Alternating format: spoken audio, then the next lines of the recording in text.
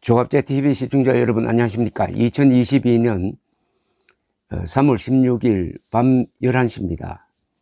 푸틴이 20일 전에 시작한 우크라이나 침공 작전은 벌써 실패했습니다. 결과적으로 실패입니다. 설사 우크라이나를 다 점령한다고 하더라도 도저히 통치를 할 수가 없습니다. 그게 꼭두각시 정권을 세워놓고 물러나면은 우크라이나 국민들 들고 일어나가지고 그걸 뒤집어 버릴 겁니다. 이게 출구가 없는 전쟁이 되고 말았습니다.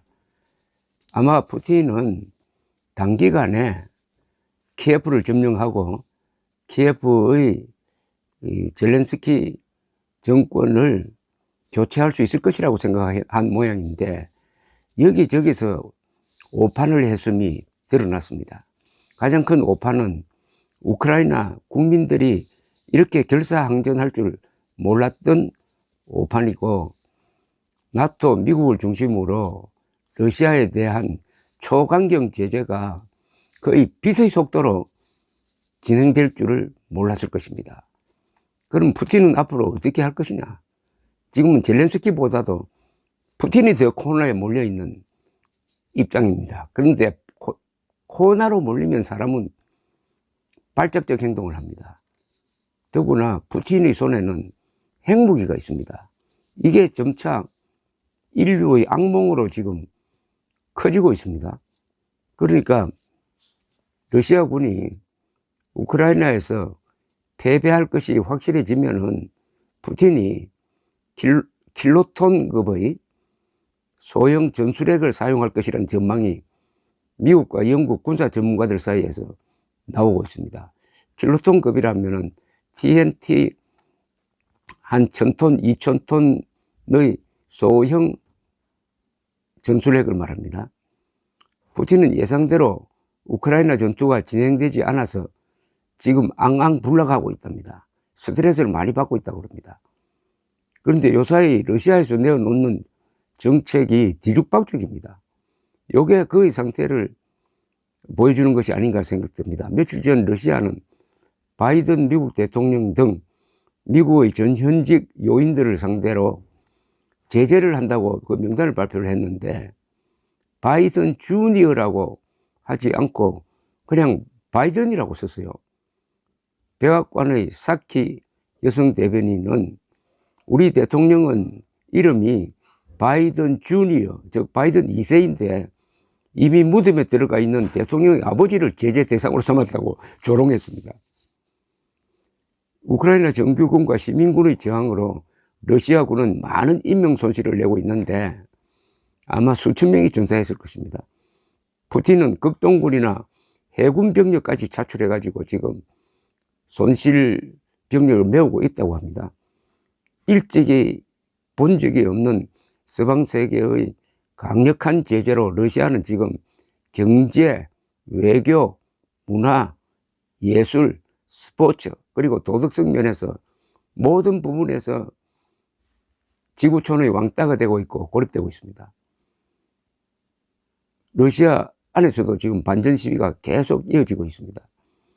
며칠 전에는 모스크바 국영텔레비전 생방송 도중에 한 기자 출신 여성이 반전 포스터를 들고 앵커 뒤에 나타나서 세계를 놀라게 했습니다.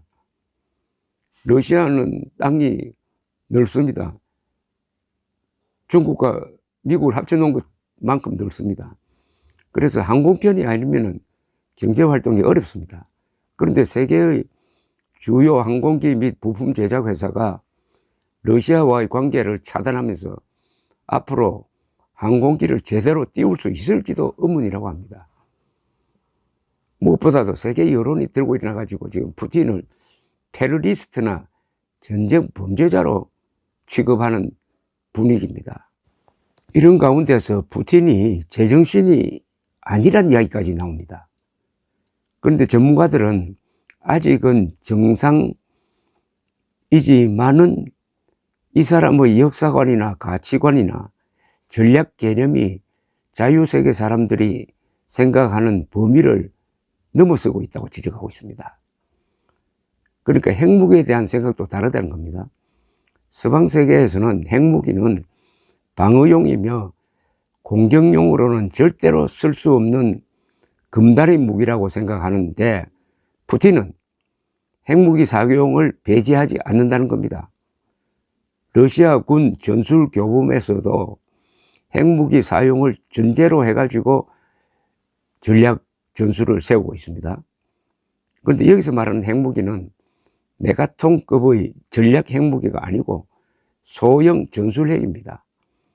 러시아와 미국 등은 이 기술의 발달로 파괴력이 작고 방사능 오염 범위를 최소화한 킬로톤급 전술 핵폭탄을 갖게 되었는데 러시아는 약 2,000개를 보유하고 있습니다.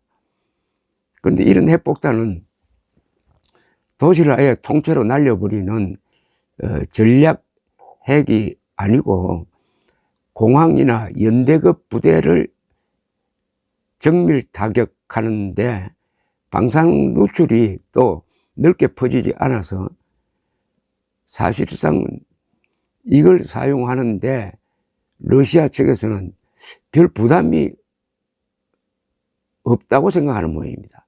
그러니까 고성능 폭탄 정도로 생각한다 이거죠. 전술핵을.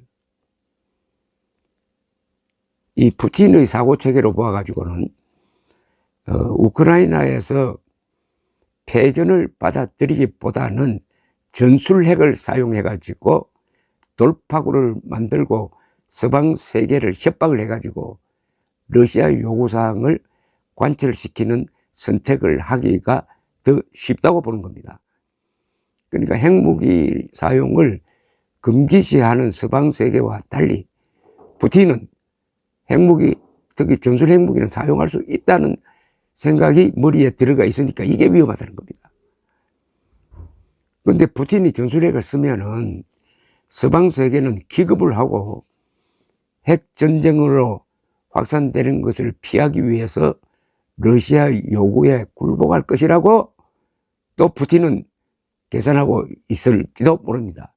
이런 게 오판으로 밝혀지면은 걷잡을 수 없이 상황이 악화되는 거죠.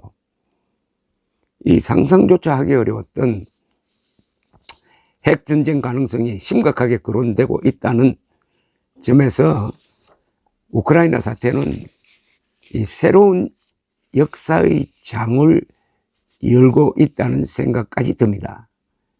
이 머지않아 제3차 대전의 공포가 세계를 휩쓸 가능성도 있습니다. 그런 가운데서 러시아인들 손으로 이 도살자를 처리하도록 머리를 쓰고 힘을 모으는 노력도 나타날 것입니다.